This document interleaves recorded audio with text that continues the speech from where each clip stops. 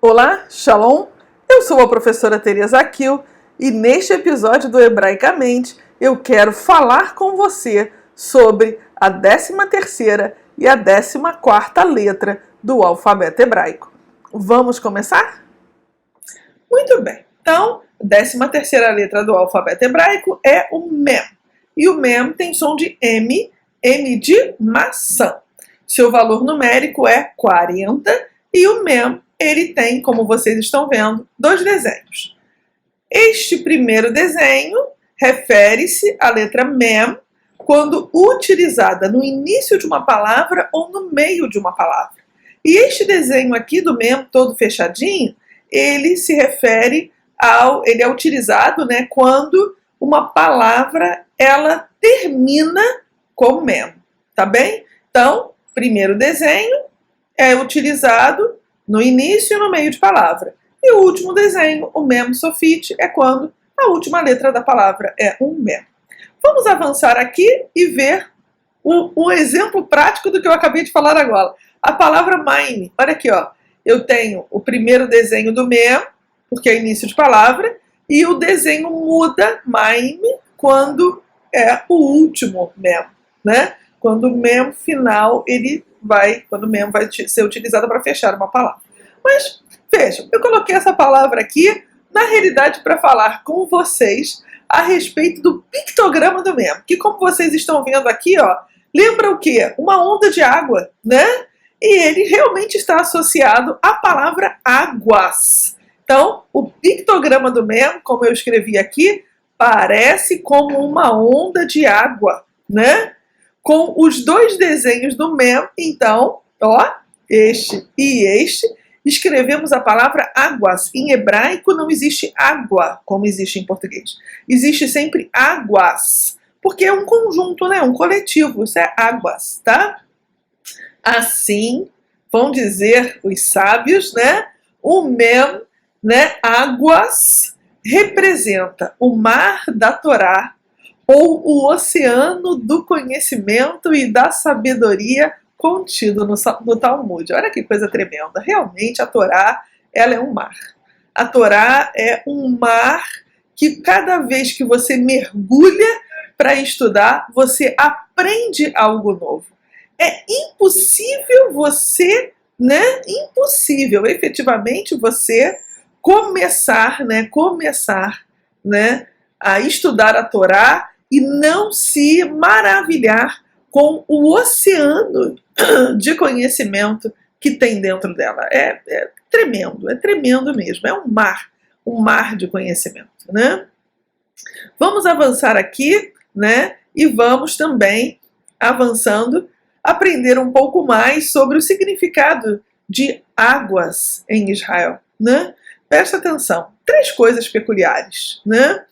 Para as cidades instaladas numa terra árida, e realmente Israel é uma terra, em sua maioria, desértica, como a terra de Israel, a água era fundamental, tanto para a agricultura quanto para o pasto, né? Então, as duas mais antigas profissões do antigo Israel, né? Seja a agricultura, seja a atividade pastoril, né?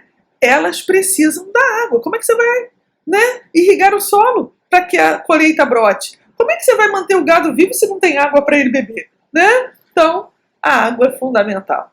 Para a religião, né, era importante por conta dos banhos rituais, né, onde a água purificava e lavava e levava literalmente todas as impurezas, né? Então isso é muito legal também, porque realmente hoje, até hoje, quando você vai visitar, né, os sítios arqueológicos em Israel, desde Corazim, né, ali você vê logo na entrada uma casa com arcos, a ruína de uma casa que tem arcos, e ao lado o mikveh.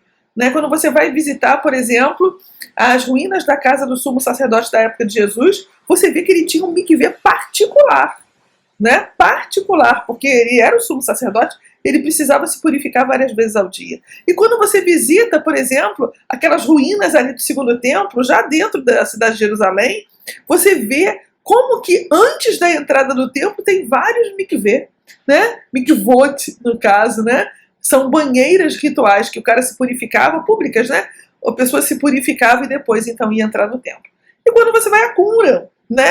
Lá no local dos manuscritos do Mar Morto, lá também você vê, né? O mikveh, aonde a comunidade geralmente se purificava, principalmente porque ali faziam as cópias das escrituras, eles tinham uma vida muito dedicada, muito aplicada ao estudo das escrituras. Então, os banhos rituais faziam parte, efetivamente, da vida diária do israelita, né?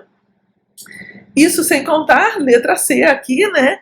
Que uma cidade perto de fontes de água tornava-se um local de parada obrigatória para os viajantes, né? Basta lembrarmos da cidade quartel-general de Jesus, Cafarnaum, às margens do Lago da Galileia, né? Então, fontes de água são locais aonde é impreterível, né? É parada obrigatória para qualquer viajante. Por quê? Porque ele vai poder abastecer de água a sua caravana, o grupo que está com ele, ou ele mesmo, viajando solitário, né? Se a gente lembra, por exemplo, do sítio de Tel Dan, bem ao norte, né? Ali você vai ter, hoje é um parque ecológico, né, nacional, muito bonito.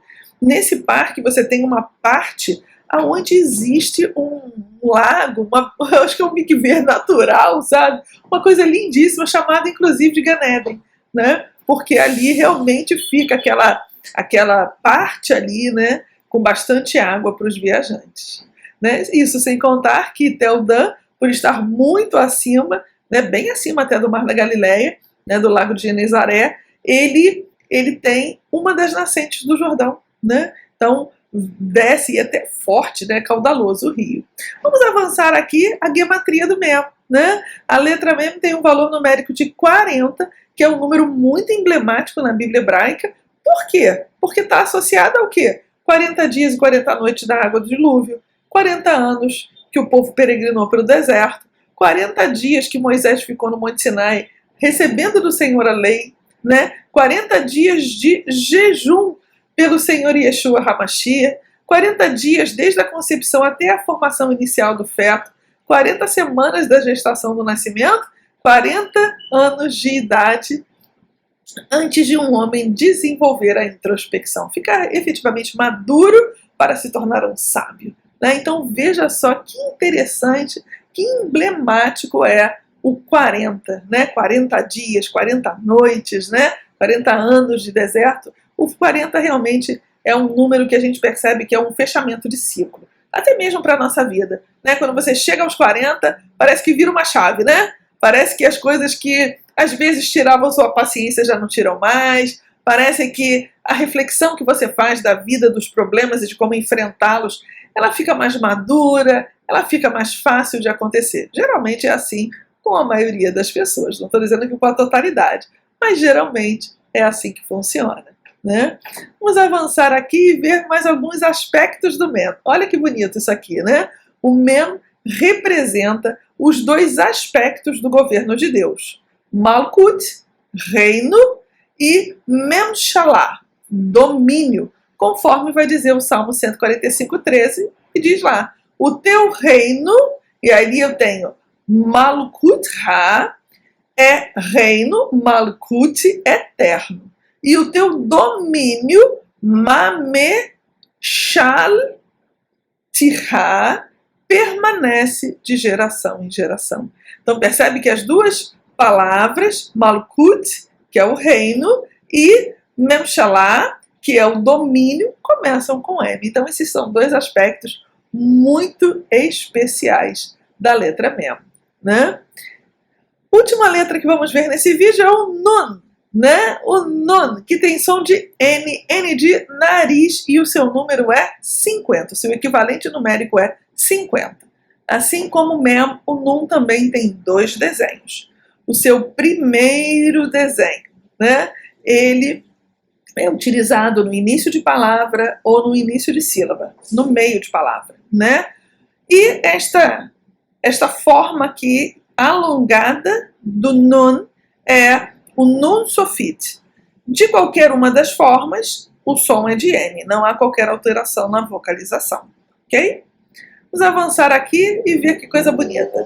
Alguns hebraístas dizem que a forma do Nun é a do vav dobrado, de um vav dobrado, sugerindo um homem humilde, pois lembra a de uma pessoa curvada, em postura de humildade e de fidelidade a Deus. Eu até coloquei esse desenho aqui, ó, desse homem aqui, né? Se a gente olhar com bastante detalhe, pode ser esse pezinho fechando o Nun. Então, o Nun tem esse desenho, né? De um homem, de um vav dobrado, de um homem curvado, numa postura de humildade, né? E fica mais interessante ainda quando a gente lembra de duas palavras hebraicas que começam com Nun. A primeira é o fiel, Neeman, né? Neeman. E também a palavra Ner, que quer dizer lâmpada, né? Então, assim é o homem fiel, em humildade e fidelidade. Ele lê a Torá e por ela é iluminado dia a dia. Olha que coisa bacana, não é não? Então você tem aqui esse Nun que vai com a letra, né, com a qual eu vou escrever duas palavras. Fiel, Neeman, e lâmpada, Ner, né? E aí eu posso fazer essa correlação, então. O homem fiel, em humildade e fidelidade, lê a Torá. E por ela é iluminado dia após dia. Muito bacana. Eu, pelo menos, acho isso muito, muito bonito, né? Não é em qualquer língua que você vê isso. Mais uma coisa, né? Observando a escrita da palavra Nun, né, da letra, eu pego a letra Nun e eu escrevo em hebraico. Então eu escrevo exatamente assim, Nun, né? Rashi disse que a sua ortografia sugere que ela é, no início, humilde diante de Deus e vai ao final ficar de pé. Olha que bacana, né? Então eu tenho aqui o Nun, que é esse vav dobrado, é uma pessoa inclinada em humildade. E ela, no percurso da vida, Deus a coloca de pé. É o Nun esticado, de pé, né? Não mais dobrado. Isso é lindo, não é? Qual personagem bíblico tem Nun no nome? Né? É aqui Josué, filho de Nun, né? Um homem que passou, junto com Moisés, complicados momentos lá na peregrinação do deserto, mas se manteve o quê? Humilde, sem murmurar, sem pecar, muito pelo contrário, quando os 12 espias foram enviados para ver a terra de Canaã, 10 voltaram com um péssimo testemunho, mas o Josué e o Caleb, eles voltam convictos, né? O Josué que toma a palavra e ele fala, olha, nós vamos conseguir, o que é isso? Vocês não podem dar um testemunho ruim desse. Então percebe a postura do Josué, né? Deus o manteve de pé e ele se torna então o substituto de Moisés após a sua morte. Percebe como que é interessante, né? Essas perspectivas da letra é uma coisa tremenda. Eu fico encantada, realmente encantada com isso. E a gematria do Nun? Não pode faltar, né? A gente gosta de gematria, eu pelo menos estou apaixonada, né? Então, Nun tem um valor numérico de 50, o número que representa a liberdade e a plenitude de vida, pois é nesta idade que o homem é mais sábio e conhecedor, sendo capaz de dar bons conselhos.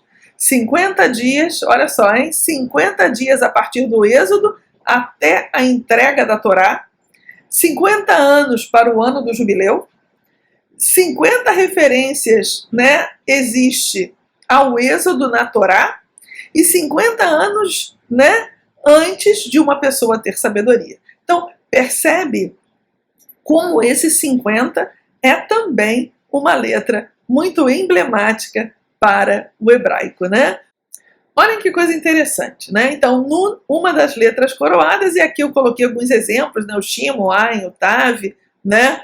Aqui o Tzad final, né? Que são letras que vão ter adornos na cabeça, né? Então, em alguns rolos da Torá, 8 letras possuem um adorno especial, né? Que são 3 coroas ou 3 espinhos, estão percebendo? Aqui em cima das letrinhas, olha, né? E aí, então, vai ter uma fala no Talmud, né?